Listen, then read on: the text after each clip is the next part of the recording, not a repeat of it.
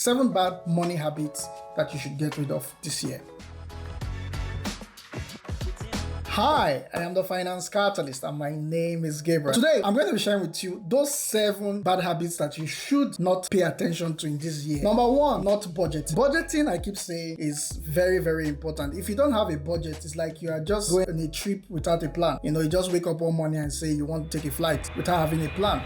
A budget helps you to know where your monies are going. It gives you a better understanding, a systematic understanding of where you are making more expenses, where you are actually going to make more savings, and know what monies are coming into your bank account. So it's very important to always have a systematic budget. There are several budgeting platforms that you could take advantage of. There are several budgeting templates. I've talked about in one of my videos some of the strategies for budgeting you can adopt for yourself. You can make reference to that video on budgeting, but it's important to have a systematic budget because a budget gives you a clear direction of where you are going financially.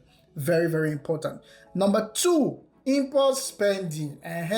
This one is very, very common with people. Sometimes you just go somewhere and you just see something that you like, not because you need it, because you like it. You just end up saying, okay, let me spend the money. I have the money to spend, so I go ahead to spend it. Impulse spending is a bad habit. Don't get yourself in that this year. Ensure that everything that has to do with impulse spending, you are getting rid of it. Don't just carry your money and just start spending. Even you just spend it here, you see this shoe today, you like it, but you have a lot of shoes. You don't need the shoe, but you just end up spending your money on it. Another reason for not buying things on impulse is that sometimes you might be buying something here and you see that this thing is at this price. Whereas if you check a different place, you can just see that you see exactly the same item for a far lesser price. So that's why most times the first thing you see in a particular shop, don't just rush and buy it because you feel it's something that you like. You must actually have to also weigh other shops and see which one has a better price. Plan for your purchases. Make sure that the things that you're buying are the things that you necessarily need at that time. Very, very important. Number 3, unused subscription. This is another thing that people do. You can subscribe to so many like Netflix account, Prime account, Disney account. You can have so many of these accounts, but you are not using them. You are just putting your money in all these things. You might say, okay, these subscriptions, they are not much. They are very little. But the funny thing is that those small monies that you are saying, they are very, very little.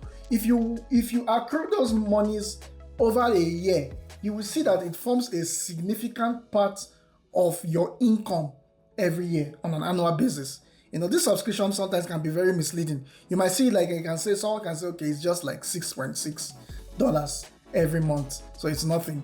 But by the time you accrue that $6.6 every month for a year, it's a lot of money that you could have saved. And it's not like you're using the account. Maybe you're not using the account. It's just there, So ensure that you are very intentional about this. Don't subscribe for things that you don't need. Those monies that you're using to subscribe for those things can be saved. You can push them aside to your savings. Very, very important to pay attention to this. Number 4 is having an emergency fund. Many people don't really pay attention to an emergency fund. I keep telling people emergency fund is very important. Some people will ask me, what is emergency fund? Why do I need emergency fund? It's important because I've seen so many people get themselves in all sort of situations financially that they were not even supposed to get themselves involved. I wish they had an emergency fund. You cannot see someone that is that knows that the wife is going to give birth in the near future, and the person doesn't even have any plan for that.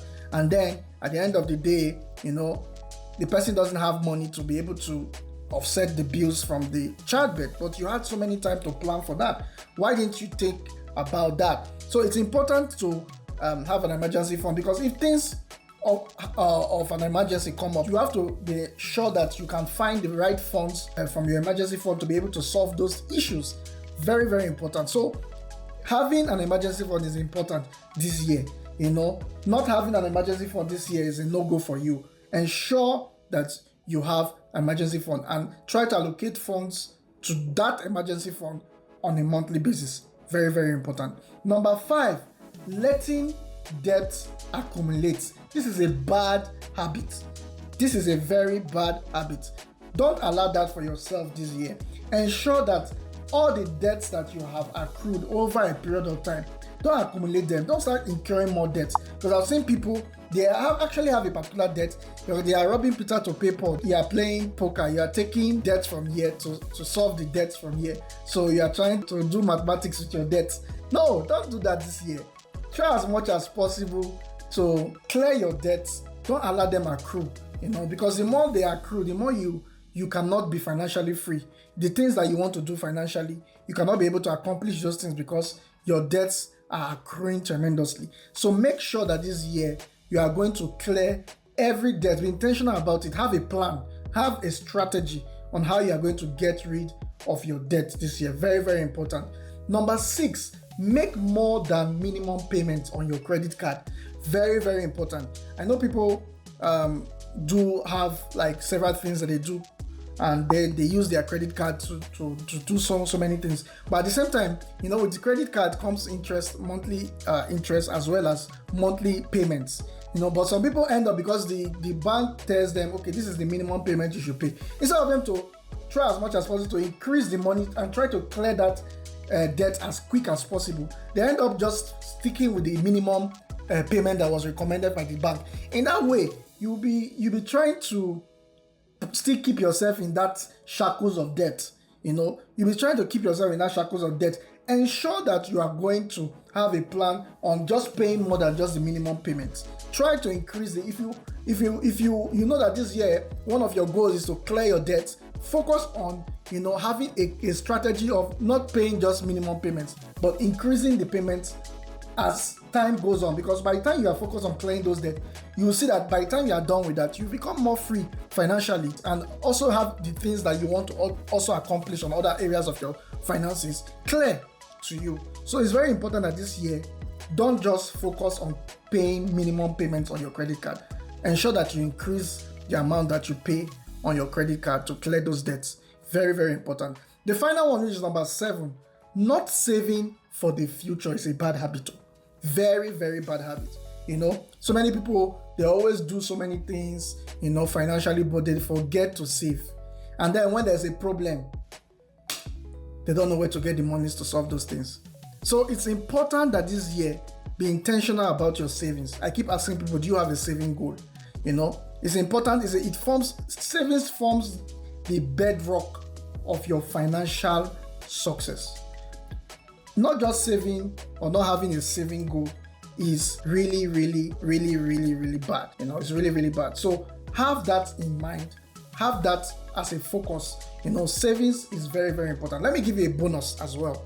In addition to not planning for savings as a bad habit, not investing is also a bad habit. Not having a plan for investment is also a bad habit. This year, be intentional and say to yourself that this year I am going to invest money in several areas. I'm going to make money. I'm not just going to stay with my 9 to 5 or what I'm going to earn from my 9 to 5, but I want to ensure that I am going to make more money by creating value. Wealth is something that comes as a result of value. The wealth you create is directly proportional to the value you create. So it's important that this year, ensure that you are investing and creating value.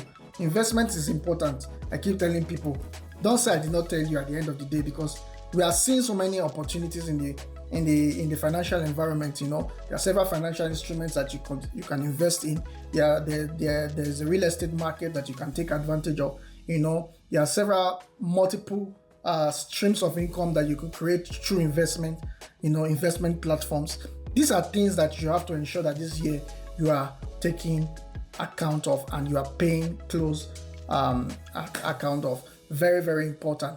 So that's it for this particular video. If you like this content, I would like you to subscribe to this channel. Please let other people know about this channel, and also tell them to subscribe and share with their friends and their loved ones.